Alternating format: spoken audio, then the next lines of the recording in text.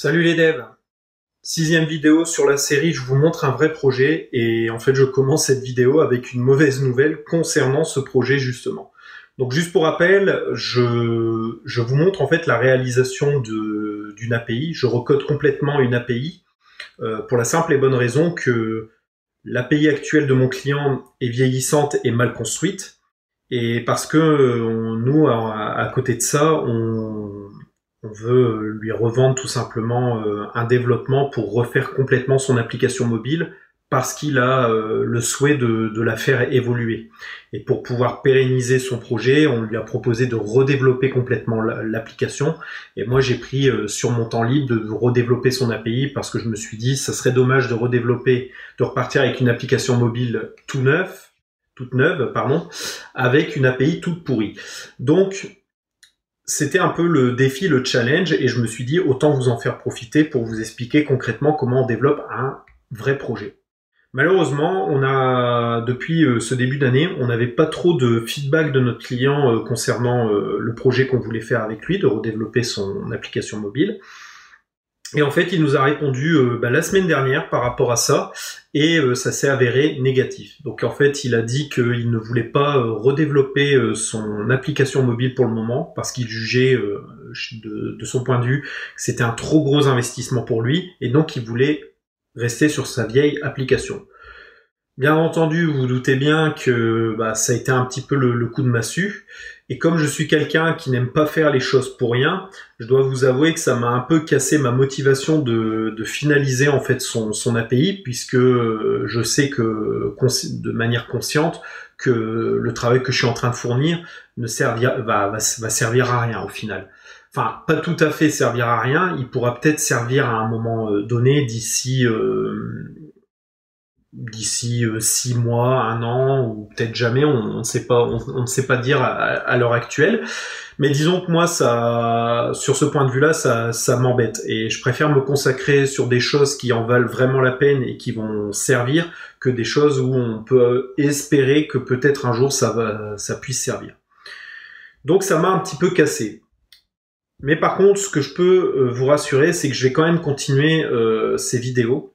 En fait, par rapport au travail qui restait à faire sur l'API, je pense qu'il me restait encore 4 ou 5 vidéos à tourner, et je pense encore en faire 2 ou 3 pour terminer ce que je voulais exactement vous montrer en termes de code. Donc ce que j'ai prévu de vous montrer pour les prochaines vidéos, c'est que je voulais vous montrer comment créer une nouvelle partie de votre architecture hexagonale. Donc quand je dis une nouvelle partie, c'est un nouveau domaine, une nouvelle infrastructure et une nouvelle application, quel est le point de départ et le point d'arrivée de A à Z. Parce que dans les dernières vidéos, je vous ai montré le travail que j'ai effectué sur la semaine et je vous ai donné quelques explications clés sur ce que j'ai réalisé et sur ce qu'il faut faire et ce qu'il ne faut pas faire. Par contre, ce que je vous montrais, ce que je vous expliquais, c'était toujours sur des arrivées sur du code fini, donc du code déjà fait. Et même si les explications peuvent vous permettre d'acquérir de la connaissance, ça peut ne pas être limpide de se dire ok, mais c'est bien, on est arrivé à ce résultat-là, tu nous expliques ce que tu as fait. Mais par contre, ce qu'on comprend pas peut-être, c'est comment tu es arrivé à ce résultat-là. Et ce que je comptais faire, et ce que je compte faire de toute façon, c'est de vous montrer vraiment la création de l'architecture hexagonale du début jusqu'à la fin. Donc en fait, ce que je vais vous montrer dans les 2-3 prochaines vidéos, c'est on va partir d'une feuille vierge et on va réaliser la fonctionnalité demandée dans les sprints, à savoir la création de commandes et la récupération d'une commande. Je ne m'attarderai que sur ça au niveau du projet parce que comme je vous ai dit, comme le projet est dead, il est abandonné pour le moment, je vois pas l'intérêt de continuer, de finir de la développer. Donc on va partir sur ces 2 features-là, au lieu de les faire en une semaine comme j'avais pensé le prévoir. On va diluer ça sur ces 2-3 prochaines semaines pour pouvoir faire 2-3 vidéos et vous montrer vraiment étape par étape comment créer son domaine depuis zéro, comment créer son service dans la partie application et comment créer la partie repository pour stocker tout ça en base de données, tout ça en méthode TDD, bien entendu. Donc je vais vous montrer vraiment un cas concret de A à Z de ce que vous avez pu voir ces dernières semaines, c'est qu'au lieu d'avoir le résultat, vous allez avoir tout le cheminement pour arriver à ce résultat. Et je pense que ça sera très intéressant pour vous en termes de contenu. Je vous laisse découvrir cela tout de suite dans cette vidéo. Donc je vais vous montrer donc la création d'un domaine depuis zéro, puisque dans une architecture hexagonale il y a 3 couches et il faut créer, on va dire, le point de départ, c'est le domaine. Alors, en général, quand on crée le domaine, donc on part de ce que le client nous a expliqué. Donc moi, dans mon cas, c'est différent, c'est-à-dire que dans mon cas, je repars de l'ancienne API. Et comme vous voyez, l'ancienne API, donc par exemple pour créer des commandes, ici, si on regarde, en fait, il n'y a pas grand-chose. On reçoit des datas à travers de l'API, donc qui proviennent du body de la requête. On rajoute juste 2 informations comme ça, et ensuite on vérifie si le document n'existe pas déjà pour pas le créer en doublon. Et s'il n'existe pas, en fait on l'insère juste dans Mongo. Donc tout ça nous apporte pas grand chose. Donc il faut plutôt se concentrer malheureusement sur ce qu'on a en base de données dans mon cas. Donc moi j'ai regardé ce qui s'est passé en base de données, donc pour voir un petit peu le type de document, et en fait bon voilà, on voit qu'il y a diverses choses. J'ai fait une petite analyse, on va dire, dans un logiciel qu'on appelle Mongo Compass, qui est la même chose que Robot 3T en tant que tel, hein. Ça permet d'administrer, de gérer une base de données, mais qui a quand même une fonction assez intéressante, qui est en fait la partie schéma, où en fait on analyse des données sur une certaine quantité de documents, et ça vous dit un petit peu l'utilisation des champs et les champs possibles que vous avez sur chacun de vos documents dans votre collection. Donc c'est assez sympa. Et en fait je me suis aperçu que la plupart du temps il y a certains champs en fait qui ne sont pas utilisés, ou d'autres qui sont utilisés mais pas intéressants en tant que tels, puisque en fait comme j'ai amélioré les choses dans mes autres domaines, donc je parle notamment des clients et des utilisateurs, en fait ce sont des champs que je pourrais à l'avenir complètement supprimer, on va dire, de mon domaine. Je vais les garder quand même au niveau base de données, ça c'est sûr, pour qu'il y ait une rétrocompatibilité avec les données de l'époque. Je pense que cette partie-là sera retravaillée plus tard en termes de base de données pour, on va dire, faire le ménage et migrer les données. Mais en termes de domaine, il y a des champs que je ne vais plus trop avoir besoin, puisque je les aurai déjà issus d'un autre domaine. Par exemple, l'histoire de clients sommeil, par exemple, ou de clients bloqués. Voilà, le client adresse, etc. Tout ça, en fait, moi, je peux le récupérer à travers mon domaine des clients. Donc, il y a des champs où je peux faire le ménage. Donc, comment ça se passe? Il y a plusieurs façons de créer un domaine. Après, ça va dépendre de votre niveau, de votre capacité, ou de ce qui vous semble le plus facile. Moi, de manière générale, maintenant, comme je travaille en méthode TDD et que je maîtrise assez bien l'architecture hexagonale, je commence en général par créer mon interface. Je commence à créer les premières briques de mon domaine, et seulement après, je commence en méthode TDD, en fait, à développer ma feature à travers mon service. Donc là, après, je crée tout ce que j'ai besoin dans mon service, qui va ensuite se répercuter dans mon domaine. Donc, c'est ce que je vais vous montrer. Le point de départ, pour moi, c'est de créer une interface. Alors, moi, comme je vous ai expliqué, je crée en fait des interfaces au niveau de mon application, parce que généralement, en fait, quand on crée une API, on crée derrière une application front, donc un site internet, une application web, une application mobile, qui va se calquer là-dessus. Pour qu'il y ait une bonne cohérence des données et des échanges entre les deux applications, on crée en général des interfaces très minimalistes, On crée même pas de méthode dedans en fait, hein. On pourrait tout simplement créer des méthodes. D'ailleurs, je vous conseille peut-être de le faire dans un premier temps, c'est de créer des méthodes dans vos interfaces pour décrire un peu ce que fait votre interface, pour surtout vous guider. Donc moi je le fais pas parce qu'en fait les interfaces sont juste des interfaces, on va dire un peu communes d'échange de données. On sait que voilà, le front sait que il doit s'attendre que le back gère ce genre d'interface et ce genre de données dans cette interface pour pouvoir y accéder plus facilement, et aussi pour la partie typage. Donc moi là, pour vous montrer comment on crée le domaine, j'ai fait une petite analyse au préalable, hein, bien entendu, où j'ai créé mes interfaces de commandes. Alors, dans mon cas, une commande pour mon client, qu'est-ce que c'est?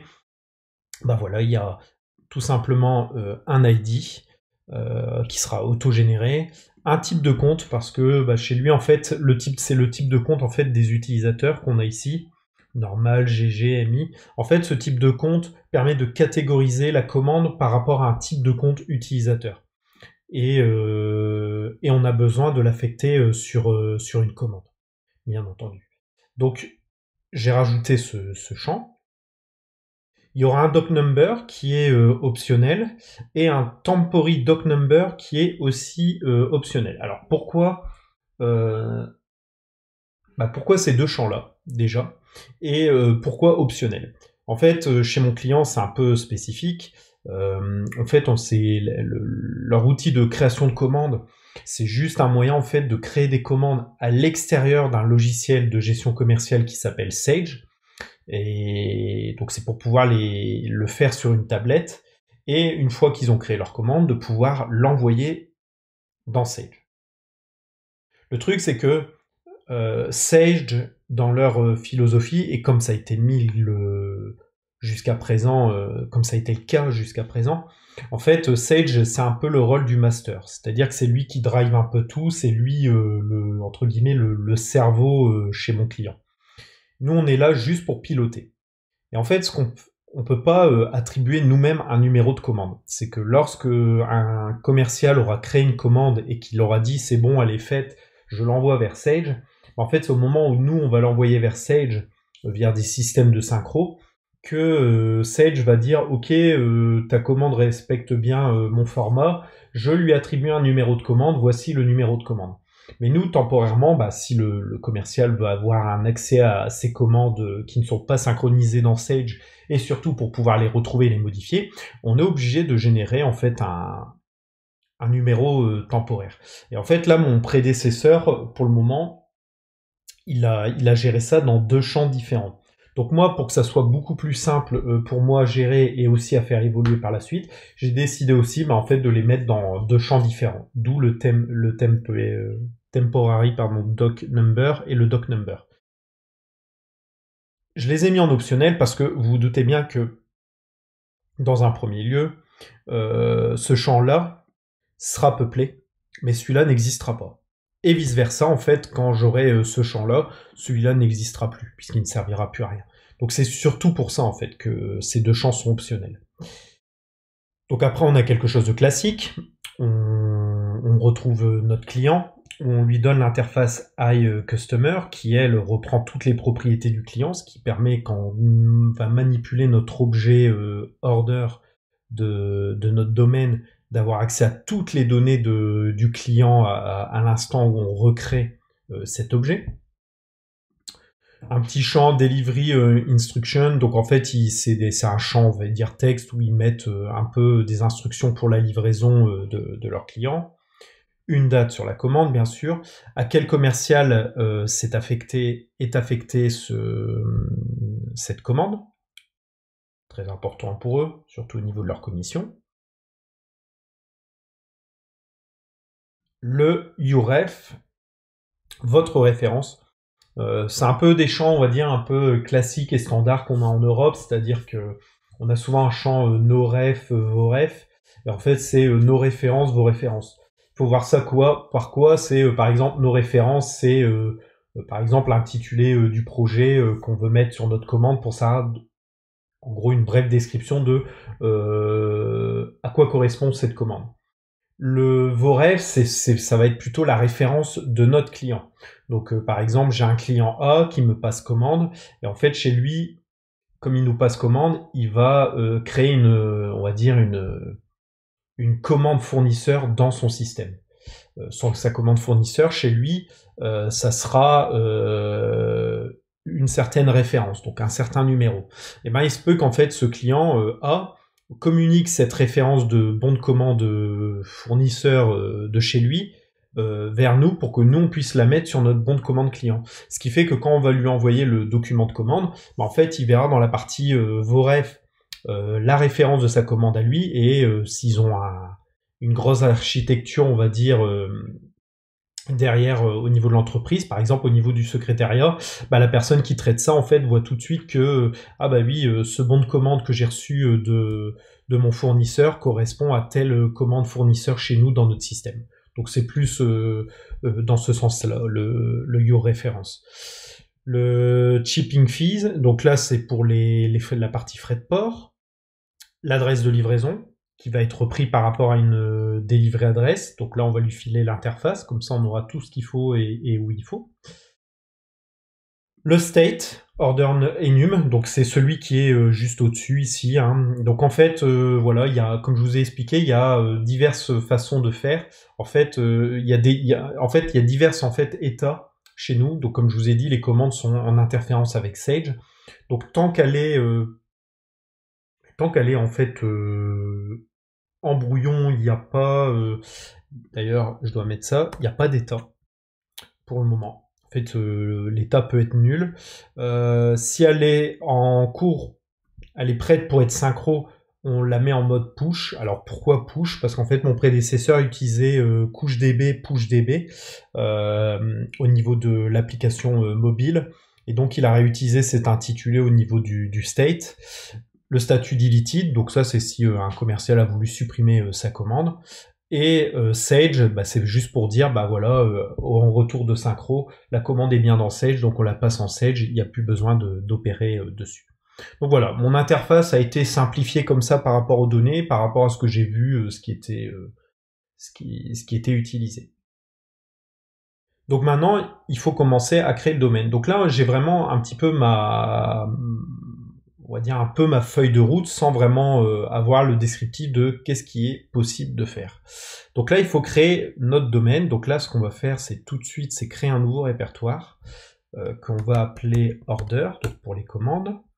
Et dedans, on va créer un dossier, hop, domaine. Voilà. Et dans ce dossier domaine, je sais déjà, par expérience, qu'il y aura des data, des DTO, donc des data transfer objects. Il y aura un ou des modèles, mais je sais déjà qu'il y aura en fait plusieurs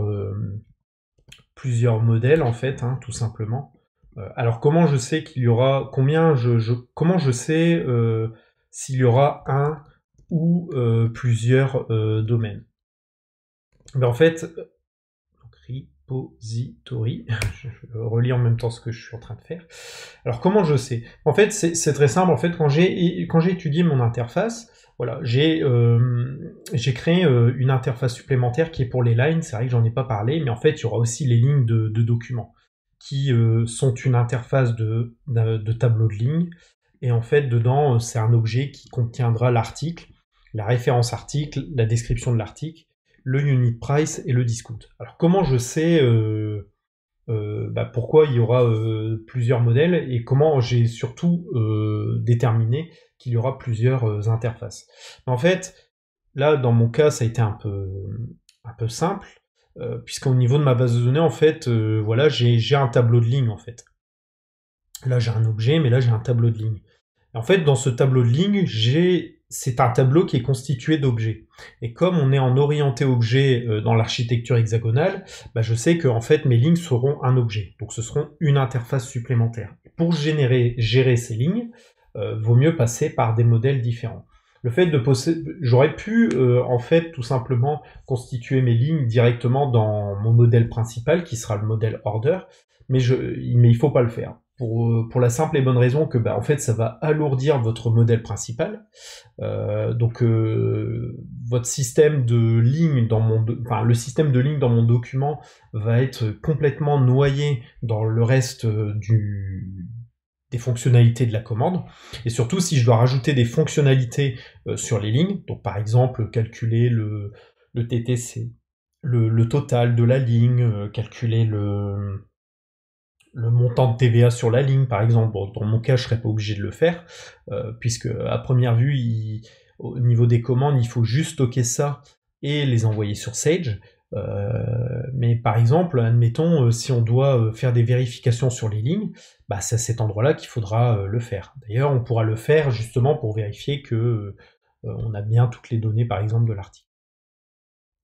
Autre précision, que tant que je suis dans le highline order, pourquoi j'ai géré un champ article qui contient l'interface avec toutes les données de l'article et le référence article, description article. Pourquoi j'ai géré deux champs comme ça? En fait, tout simplement parce que le article, même si en base de données je vais stocker juste l'ID de l'article en question, en fait, je veux garder un historique de ce qu'était l'article au moment où on l'a mis. Donc je m'explique. Supposons que votre article s'appelle article A et a une description qui s'appelle description article A. En fait, si cet article en fait est contenu comme ça dans ma base de données d'articles, je vais le mettre sur ma commande. Si je supprimais ces champs-là, il n'y aurait pas de problème. Et admettons, dans un an, cet article évolue, c'est-à-dire qu'on va changer un peu son intitulé et sa référence. On va par exemple l'appeler référence bis, A bis et description référence A bis. En fait, moi, je veux pas que dans ma commande d'il y a un an, ça soit encore écrit, je veux que dans ma commande d'il y a un an, ça soit écrit la référence d'il y a un an, et pas la référence d'aujourd'hui. Donc c'est pour ça, en fait, que je gère ces deux champs-là, qui seront figés, en fait, en base de données, en fait, tout simplement. Mais je garde un champ article avec cette interface pour garder l'identifiant de l'article, à ce niveau-là. Pareil en fait pour le unit price. En fait le unit price, on va reprendre en fait le champ price sale parce que le prix de vente peut bien entendu évoluer au fil du temps. Donc j'ai besoin d'avoir les données de l'époque. Ce qui me sert par la suite que si jamais le client veut une fonctionnalité de dire oui mais si on rouvre une commande de l'époque ou qui est en brouillon depuis 6 mois et que le prix a évolué, de pouvoir faire un comparatif du prix actuel par rapport au prix qu'on a décidé à l'époque et de pouvoir faire des alertes. En fait, grâce à cette façon de faire ici, en stockant tous les données de l'article sur mon interface, je serai capable de le faire sans trop de code en fait. Et sans trop de difficultés surtout. Donc voilà un petit peu sur les explications. Donc là en fait, ce qu'on va commencer à faire, c'est créer le domaine. Alors c'est la partie pour moi la plus, on va dire, la plus chiante, tout simplement parce que en fait, dans un premier lieu, on va remettre toutes ces données dans notre interface et vous allez voir, c'est pas très captivant. Donc vous voyez, jusque là, il n'y a rien de compliqué. La seule partie compliquée, c'est de bien réfléchir à ce que vous avez besoin et de vous constituer une interface pour dire je vais avoir besoin d'une donnée pour gérer ça, je vais avoir certainement besoin d'une donnée pour faire ça, j'ai besoin de telle propriété pour mon domaine parce que je vais devoir faire ça. Donc c'est surtout ça qu'il faut réfléchir. Et ensuite, il suffit de constituer vos domaines. Donc là, on va créer un nouveau fichier. Donc là, ça sera un fichier TypeScript et ça sera la order. Donc je vais l'appeler order.ts. Alors comment ça se passe? On va créer une classe qu'on va appeler order et qui va implémenter notre interface iOrder. Donc normalement, si je fais ça, voilà, il l'a trouvé et il va l'importer tout seul. Voilà. Donc là, à partir de là, en fait, mon IDE va me dire j'ai une erreur. Il me dit c'est bien en fait ta classe order en fait elle implémente de manière incorrecte l'interface order. En fait, dans dans ta classe order, il manque tout un tas de propriétés, éventuellement de méthodes, si vous avez géré des méthodes, ce qui n'est pas mon cas, il faut que tu crées les méthodes. Donc là, je vais implémenter en fait tout ce dont j'ai besoin. Et là, il va me proposer tout ça. Donc par défaut, il ne va pas me mettre le state, le doc number et le temporary doc number, parce qu'en fait, il me dit que c'est des champs optionnels. Comme c'est des champs optionnels, je ne suis pas obligé de les gérer sur mon interface. Mais moi, je sais que j'en ai besoin, donc je vais les importer. Alors à partir de là, vous allez vous dire, donc on va importer les interfaces qu'il a besoin, pour le moment, voilà, voilà. Donc là, vous vous dites, bah voilà, tout est importé. Sauf que moi, il y a quelque chose qui me gêne. Comme je vous ai expliqué, au niveau de l'architecture hexagonale, le code métier doit être contenu dans votre domaine, donc dans le modèle.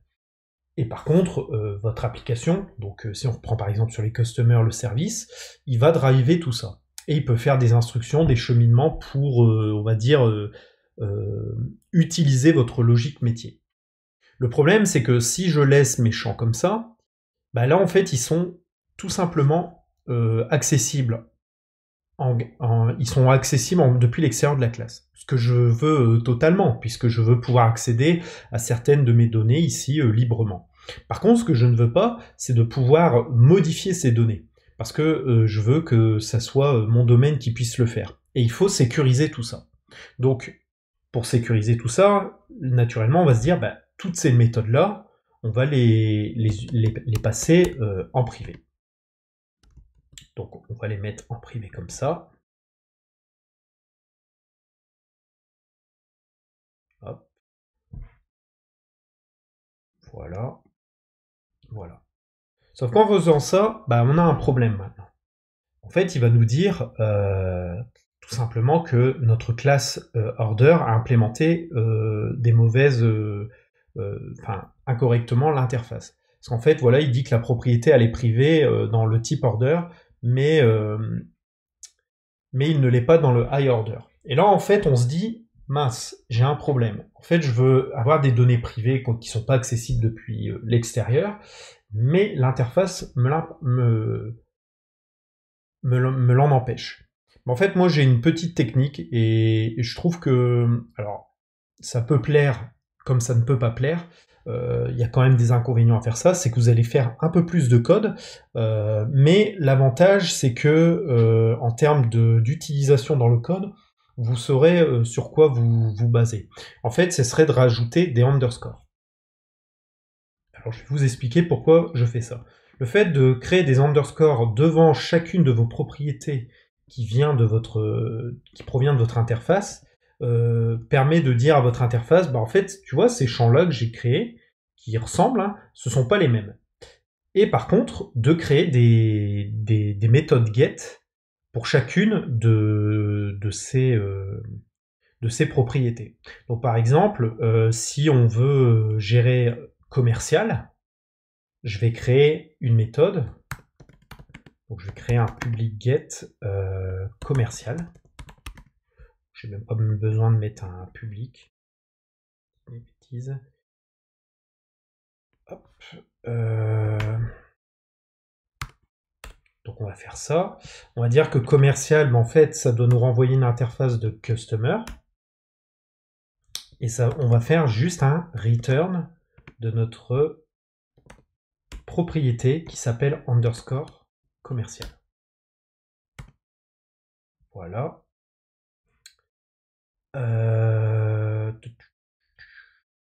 Là, il me met un problème. Pourquoi? Properties, not signal. Type orders.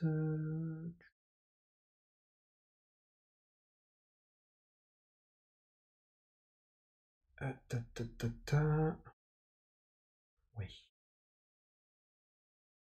C'est parce que c'est iUser. Je sais pas pourquoi j'ai mis iCommercial, mais bon, pourquoi pas. En fait, ce que vous devez faire, c'est que quand vous avez des propriétés que vous voulez gérer absolument dans votre classe, dans votre domaine, et je vous conseille de faire ça, c'est-à-dire qu'en fait, toutes les propriétés de votre interface et dans votre domaine ne doivent pas être accessibles depuis l'extérieur. C'est-à-dire que vous devez créer absolument des méthodes qui vous permettent en fait donc ce qu'on appelle des getters et des setters pour pouvoir setter vos données. Parce qu'il faut que ça passe par vos méthodes à vous, que vous avez créées, pour gérer votre logique. En fait, il faut toujours garder vos propriétés en privé, et si vous voulez les rendre publiques, en fait, de créer des get pour juste récupérer les données. Donc en fait, en faisant ça, si je fais ça, donc en faisant juste des private, et en gérant des get, avec mes propriétés privées qui portent le même nom, mais juste avec un underscore devant, là en fait, qu'est-ce que je dis grâce à ma classe, c'est que ma classe contient des propriétés privées que je vais pouvoir opérer dessus à l'intérieur de ma classe, mais depuis l'extérieur, on ne pourra pas setter ces propriétés. Parce qu'en fait, j'aurais juste créé des get. Si j'aurais voulu pouvoir les setter, j'aurais dû mettre un get et un set. Mais dans ces cas-là, ça ne servira à rien. En fait, autant passer nos propriétés, remettre commercial ici, et passer notre propriété en public, et ça fait exactement la même chose. Mais là, dans mon cas, j'ai besoin en fait de ne pas donner la possibilité à l'extérieur de mon domaine de pouvoir opérer sur ces propriétés individuellement. C'est moi qui dois garder absolument le contrôle. Donc là, ce qu'on va faire, c'est qu'on va créer des get pour chacune de mes propriétés. Et je vous dis, en fait, c'est un peu la partie la plus la plus chiante, hein, parce qu'il n'y a pas d'autre mot, parce que bon bah c'est un peu redondant, hein, c'est exactement la même chose. Il faut juste changer les noms et donner la possibilité voilà, de mettre la propriété qu'il faut pour faire sortir la donnée correctement avec le bon typage en fait. Là, on va faire un truc tout de suite pour gagner du temps, mais dans mon cas, iCustomer, en fait, j'ai déjà créé un domaine, et ça serait mieux d'utiliser le domaine. Donc, je vais utiliser le domaine Customer plutôt que le domaine, plutôt que l'interface, pardon. Là, vous voyez, j'ai pas d'erreur en fait. Alors pourquoi je n'ai pas d'erreur malgré que Customer normalement est de type iCustomer? Tout simplement en fait, pourquoi? Parce que j'ai dit que mes domaines doivent hériter de ces interfaces. Donc si j'appelle les domaines et que mes domaines respectent mes interfaces, au lieu d'utiliser les interfaces proposées par mon interface iOrder, je peux utiliser directement le domaine associé. Donc ici on va utiliser le domaine user, et là on va utiliser le domaine delivery address. Voilà, voilà. Donc ça c'est parfait. Et on va dire que tu renvoies ici un user et là tu renvoies un delivery address. On continue. Voilà. Donc si je fais ça pour le moment, vous voyez, en fait j'ai plus d'erreur sur ma classe. Elle est juste pas utilisée et je vais retirer les imports dont je n'ai pas besoin. Donc là on a déjà quelque chose. Après, comme je vous ai dit, cette classe-là, elle est en fait, cette interface-là, il faudrait la définir en un modèle. Et comme c'est un modèle qui est utilisé par les commandes, on va créer un autre fichier ici, qu'on va appeler line. Et en fait, on va créer une nouvelle classe avec ça. Donc je vais l'appeler line ts. Voilà. Et là, on va l'appeler classe line implement. C'est line order. On fait ça, voilà. Et là, malheureusement, c'est le même combat. Alors heureusement, il n'y a pas énormément de méthodes à gérer. Donc là, il nous propose cette interface-là. Nous, on va utiliser le modèle article. Et on va refaire exactement la même chose. Donc là, vous voyez, il n'y a pas beaucoup de champs, donc ça devrait aller beaucoup plus vite. Très rapidement, notre interface, un petit coup de formatage, et on va appeler notre interface dans order. Donc ici, on va retourner où on était, on va dire que c'est line. Donc je vais le renommer, je vais l'appeler line order. De toute façon, c'est des lignes. On pourrait imaginer qu'il y a d'autres lignes d'autres documents. À mon avis, mon IDE, il est un peu dans les choux pour trouver la correspondance. Mais c'est pas grave, on va l'importer manuellement. Donc on va dire c'est line order et ça vient de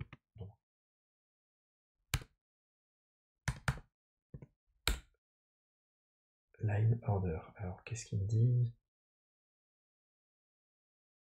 Line.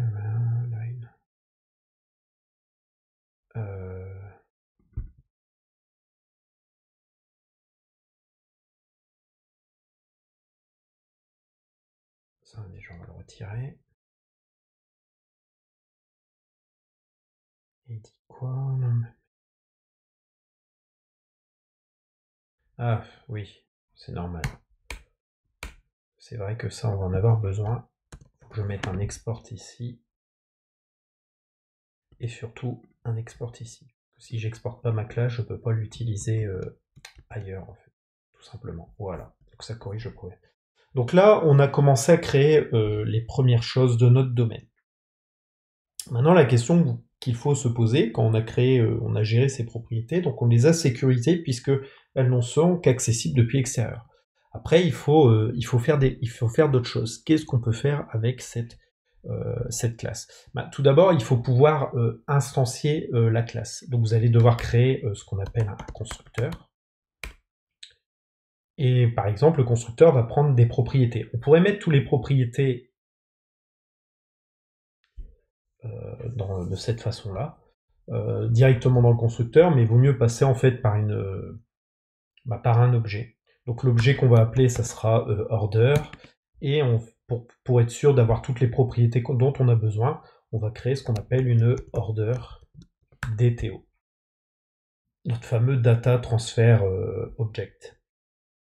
Là, on va en avoir besoin.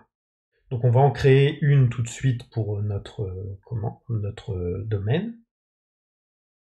Voilà, donc on va l'appeler order.dto.ts. Voilà, donc là on va l'appeler order.dto.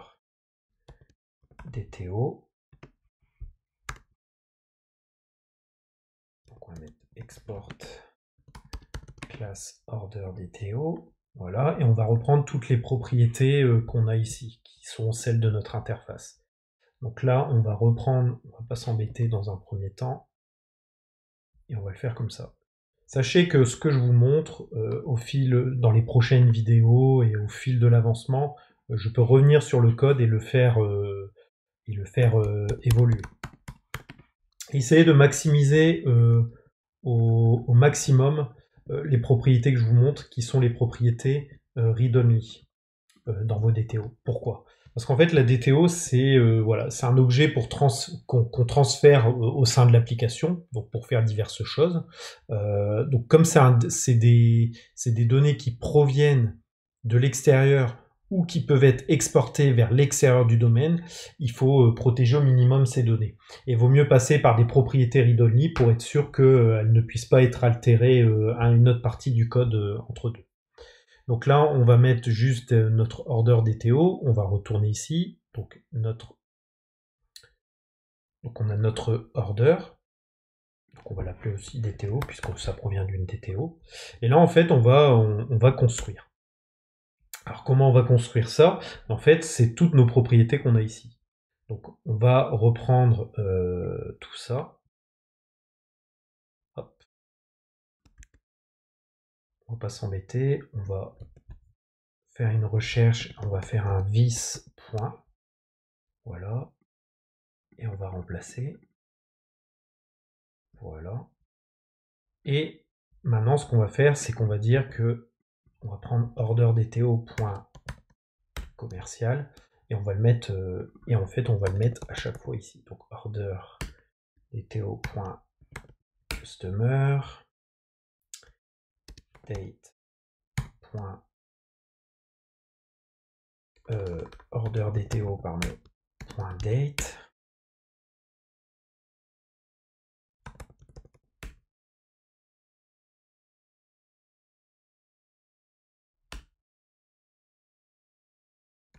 .delivery adresse.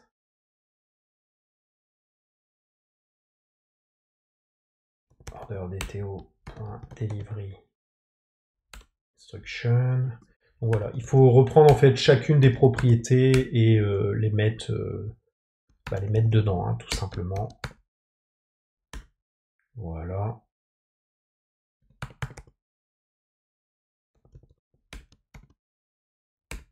Alors ça peut paraître au premier abord un peu redondant, mais en fait il faut absolument faire cela. Parce que vous allez voir que c'est vrai que vu comme ça on se dit bah oui ok ça sert pas trop à rien, mais il faut essayer de se le représenter de manière globale, de dire que voilà même si c'est fait pour fonctionner tout seul, ça va fonctionner en interaction avec d'autres choses dans votre application. Donc il faut absolument le faire. Donc le constructeur, c'est pour créer un objet de votre domaine order qui doit contenir en fait toutes ses propriétés. Donc imaginez que le constructeur sera surtout utilisé pour des données qui proviennent par exemple de votre base. Donc on va mettre your reference. Voilà. Et ce qu'on va faire, c'est que on va remplacer tout ça par d égale.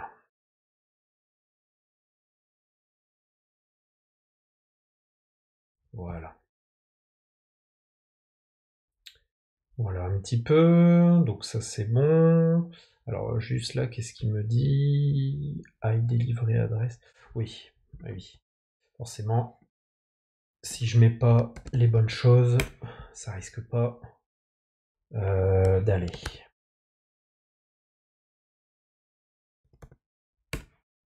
Customer, delivery adresse et le line order.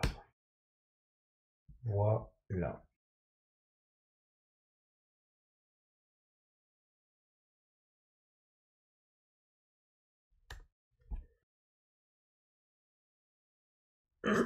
Et bien entendu, une fois que ça c'est fait, il faudra faire en fait exactement la même chose en fait pour les lignes. Il faudra créer une DTO pour les lignes parce qu'il va falloir un constructeur pour vos lignes en fait. Quand vous allez devoir créer des lignes. Donc là on va refaire la même chose. Alors ça sera moins long. Constructeur. Donc là on va l'appeler line order DTO qui va avoir une line order DTO et on va créer je prends pas le bon répertoire, ça va pas le faire. Donc là on va recréer un autre fichier qu'on va appeler line order. Donc line order.dto.ts, voilà. Et ensuite on va faire un export class donc line order DTO.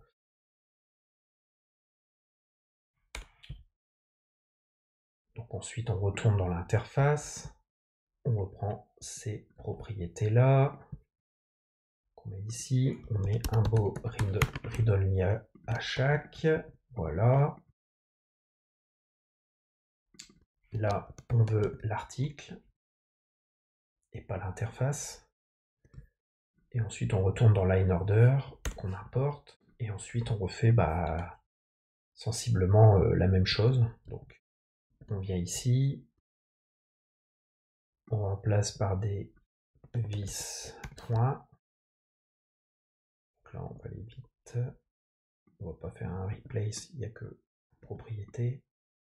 Voilà. Et là ensuite on va faire un égal donc line order point article. On va copier tout ça. Hop. Hop. Voilà. Et ensuite on va juste rappeler en fait ce dont on a besoin, où on en a besoin. Voilà. Donc là on a notre constructeur, ce qu'il va falloir forcément construire nos classes. Voilà. Une fois que vous avez fait ça, vous avez déjà fait vous avez déjà fait une bonne partie du travail. Maintenant, il faut commencer à se poser des questions. Qu'est-ce que vous allez pouvoir faire dans votre domaine? Il va manquer quelque chose, c'est au niveau de créer ce qu'on appelle le repository. Donc, juste pour info, le repository, c'est une interface aussi, sauf que vous allez, alors pas celle-ci, pardon, c'est celle du domaine que j'ai besoin, voilà, ici. Vous allez devoir, voilà, c'est juste une interface, comme vous le voyez, et vous allez pouvoir décrire ce que vous allez pouvoir faire. Et donc, c'est ce qu'on va faire. Donc là, on va créer une interface qu'on va appeler donc order repository.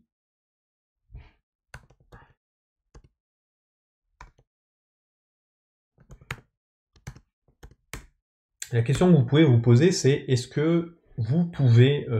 qu'il est nécessaire de créer un repository par modèle?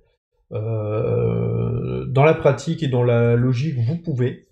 Après, s'il n'y a pas de réel intérêt à être fait, c'est-à-dire que au final, vos sous-modèles, puisque line order est un sous-modèle en fait de order, si vous jugez que certains modèles peuvent être pilotés indépendamment de votre modèle principal, alors oui, je vous conseille de créer plusieurs repositories. Dans mon cas, en fait, les lignes de commande sans être contenues dans ma commande n'ont aucun intérêt, donc j'ai pas besoin de créer de repository supplémentaires. Donc là, je vais faire export interface, donc order repository, donc comme ici, hein, comme pour les clients par exemple, hein, ici. Alors la seule différence, c'est que pour bien identifier que c'est une interface, j'aime bien mettre un i devant, comme ça, pour les imports et pour la lecture, c'est beaucoup plus simple. Et en fait, dedans, ensuite, vous allez décrire un petit peu ce que vous comptez faire en fait sur niveau métier pour votre domaine. C'est pas obligatoire de tout savoir dès le début, rassurez-vous. Il faut vous mettre vraiment ce qui vous vient à l'idée et surtout ce qui vous vient de manière spontanée par rapport à ce que vous voulez faire. Donc par exemple pour une commande, qu'est-ce qu'on peut faire concrètement sur ma commande? Ma commande déjà, je sais que je vais pouvoir la récupérer. Je vais la récupérer comment? Par un identifiant unique de préférence, donc par rapport à son ID. Donc j'aurai une méthode qui va s'appeler getOrderID, qui va prendre comme paramètre le order ID, qui sera une chaîne de caractères. Alors pourquoi ce sera une chaîne de caractères? Parce que je sais que j'ai un ID dans ma classe qui est une chaîne de caractères, donc je suppose que je vais faire cela.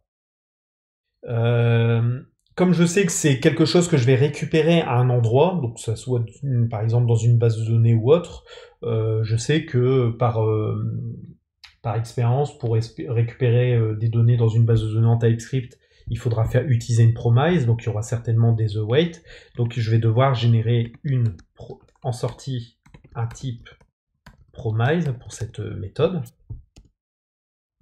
et cette méthode va me renvoyer moi je m'attends en fait, ce qu'elle me renvoie, c'est un objet complet de ma commande. Donc un objet complet, donc une order de mon domaine, donc un type order. Donc là, ce que je vais dire, c'est elle me renvoie une promise de type order. Et c'est tout ce que je vais écrire. C'est tout ce que je vais écrire. Je vais pas dire comment ça va se comporter à cette étape-là, je vais juste dire, bah voilà, dans mon domaine, dans mon code métier, je sais qu'on aura la possibilité de récupérer une commande par rapport à son ID. Ce que j'écris, là, ça peut changer, que ça soit au niveau de son nom, de ses attributs aussi, hein, de ses paramètres qu'on peut passer, ainsi que de son typage de sortie. De même, je peux me dire, en fait, ce que j'ai prévu là, par exemple, dans la prochaine vidéo, je peux dire, en fait, finalement, j'en ai pas du tout besoin, donc je vais la supprimer, c'est une méthode que je vais retirer. Ce que je vous dis, c'est que quand vous constituez votre domaine et votre partie d'architecture hexagonale, gardez toujours à l'esprit que ce que vous écrivez à l'heure d'aujourd'hui peut très bien changer la minute d'après parce que vous êtes en train de réfléchir et ça, c'est tout à fait normal. Ça reste du code. Donc je sais que on va pouvoir récupérer une commande. Comme on va créer une commande et que ça sera composé de lignes, je sais que je vais pouvoir, par exemple, ajouter des lignes, par exemple, dans une commande. Donc j'aurai une méthode qui va s'appeler addLines. Voilà. Qu'est-ce que j'aurai là-dedans? Bah, tout simplement, en fait, comme ça va être des lignes que je vais ajouter à un tableau, je vais l'appeler,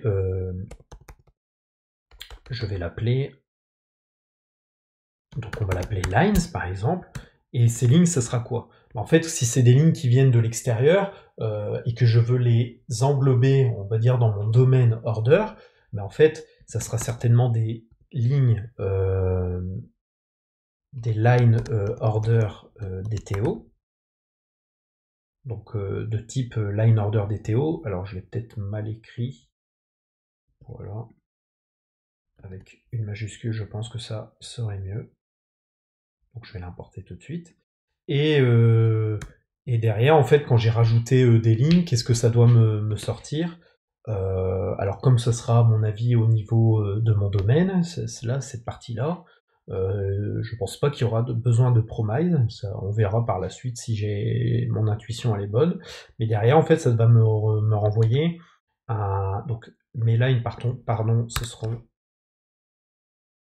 un tableau de line order, puisque je veux un tableau de lignes, je vais rajouter plusieurs lignes, et derrière je veux renvoyer en fait des line order sous forme de tableau aussi. Voilà, donc ça va me rajouter, ça va me rajouter des lignes, ça va me faire des lignes.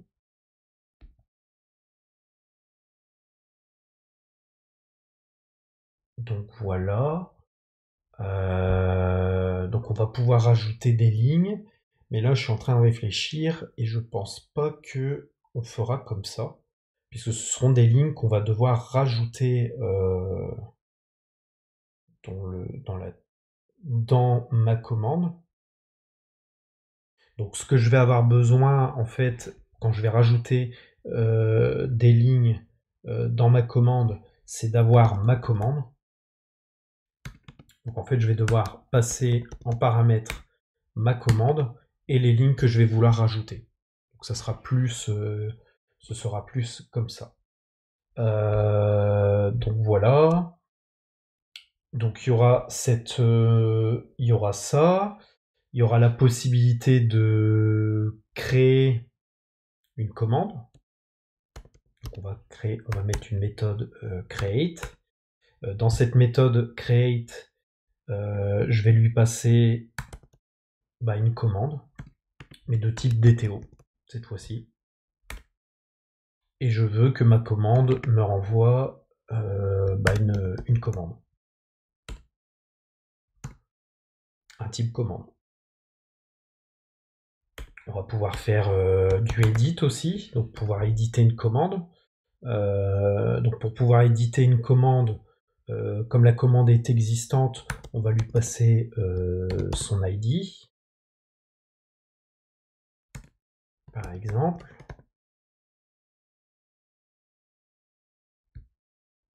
Et derrière, on va lui donner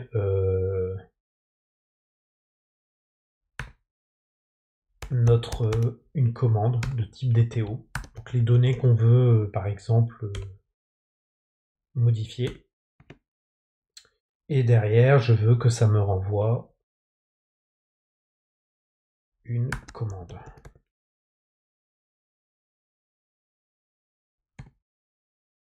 Donc si je lui donne le order ID, je sais déjà, en fait, je sais déjà par la pratique qu'en fait, je vais utiliser cette méthode-là. Et comme celle-là va renvoyer une promise, il faut que ça renvoie des promises ici. Donc, on va renvoyer une promise ici. Puisque je sais automatiquement qu'en donnant l'ID, je vais récupérer ma donnée grâce à cette méthode-là, que je vais appeler directement ici. Donc après, c'est l'expérience là qui parle. Après, je vous dis, vous pouvez faire l'erreur au niveau de votre typage et le rectifier. Mais là, en fait, dans votre interface, vous allez tout simplement décrire ce que doit faire votre code métier, comment vous allez orchestrer en gros votre code métier. Donc donc en fait là, moi, ce que je fais, c'est que comme on va se concentrer que sur la création de commandes, le edit, par exemple, ne me servira à rien dans la suite des vidéos, comme je vous l'ai expliqué au tout début en introduction. On va surtout se consacrer sur le create et sur le addline, par exemple. Ce sera surtout sur ça. Et aussi le get order, éventuellement, le get order by ID, mais il sera pas utilisé puisque il faudra faire sur la partie. Enfin, il sera vraiment utile si on veut récupérer la commande ou si on veut récupérer, par exemple,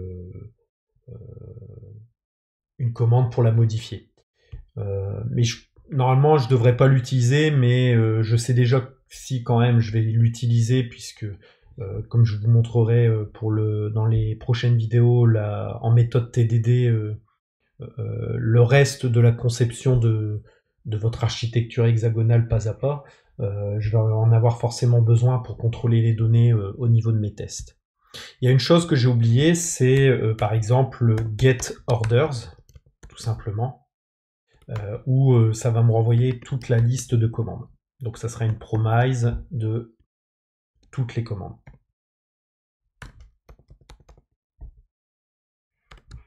Je mets pas de paramètres parce que je me dis je veux récupérer toutes les commandes. Si après on veut récupérer les commandes suivant un filtre ou autre par la suite, ben, il suffira de tout simplement de rajouter une propriété dans le iRepository et si elle est implémentée et toutes les classes qui implémenteront cette méthode recevront une alerte pour dire en fait ça respecte pas l'interface, il faut rajouter une propriété supplémentaire et on la rajoutera où on veut.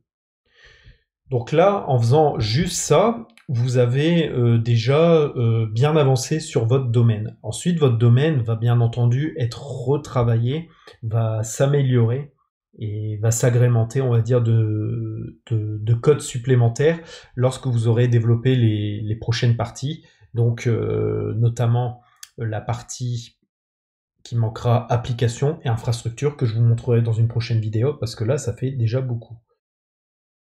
Je terminerai quand même une chose, c'est que vous pouvez déjà anticiper des choses dans votre domaine. Moi, par exemple, je vous en parle tout de suite, même si je vais pas le faire, parce que à cette étape-là, quand on commence, on peut ne pas s'en douter. Mais vous doutez bien que si vous devez rajouter juste des lignes, si on fait un edit par exemple, ou là si on veut juste rajouter des lignes, puisque je passe par une DTO, vous doutez bien qu'en fait dans ma classe, dans mon modèle, dans mon domaine, pardon, ici dans ma classe order, je vais rajouter en fait une méthode où je vais faire un addlines, tout simplement. Donc voilà un petit peu comment ça se goupille. Il y aura aussi d'autres méthodes qu'on parlera, mais je l'ai fait volontairement, je les ai pas montrées pour pas augmenter le temps de vidéo, et surtout parce que ça va venir étape par étape en temps voulu. Mais il y aura d'autres méthodes qu'on va devoir rajouter par la suite, qu'on rajoutera en temps voulu. Je parle notamment de la méthode AsDTO qu'on a ici, qu'on aura besoin. Ça, c'est pour le stockage en base de données, mais on n'est pas encore à cette partie-là. De même que notre méthode statique de création pour pouvoir créer une nouvelle chose, une nouvelle instance, une toute nouvelle instance. Mais là, il n'y a pas besoin de les créer pour le moment. Il faut vraiment avancer étape par étape. Et la première étape, c'était de commencer à constituer son domaine par rapport à ce qu'on avait réfléchi. Et voilà ce dont j'ai réfléchi, c'est pour ma création de commande, j'ai créé mes modèles dont j'avais besoin avec les premières DTO dont j'ai besoin parce que je sais que je vais en avoir besoin au niveau de mes constructeurs. Dans chaque classe, il y a quand même un constructeur, sinon il n'y aurait pas trop d'intérêt. Et l'autre chose aussi que je vous ai montré, c'est surtout le repository. Donc le repository qui est très important, qui lui va vous permettre au sein de votre domaine, donc de votre code de métier, d'écrire tout simplement les possibilités d'interférer avec votre domaine. Donc qu'est-ce que vous allez pouvoir concrètement faire comme action dans votre domaine pour pouvoir faire évoluer votre objet. Donc ça sera de pouvoir récupérer un objet, un objet en particulier, récupérer tous les objets, rajouter des données dans cet objet, donc rajouter des lignes, créer un nouvel objet ou éventuellement éditer, même si on verra pas, je pense, cette partie. Voilà, donc là nous avons mis en place notre domaine. avec les premières briques, hein, pour commencer à jeter, on va dire, sa réflexion, hein, de savoir ce que c'est exactement une commande, quelles sont ses propriétés, qu'est-ce qu'on va pouvoir éventuellement faire dedans avec le iRepository, l'interface de repository. Dans la prochaine vidéo, on va commencer à développer notre service pour commencer à travailler nos actions que l'on pourra faire sur le domaine. Donc là, on a commencé à poser le premier socle du domaine, et là, on va commencer dans la prochaine vidéo à l'agrémenter avec des nouvelles fonctionnalités au travers du service, et tout ça en méthode TDD. Donc je vous dis à très bientôt pour la prochaine vidéo.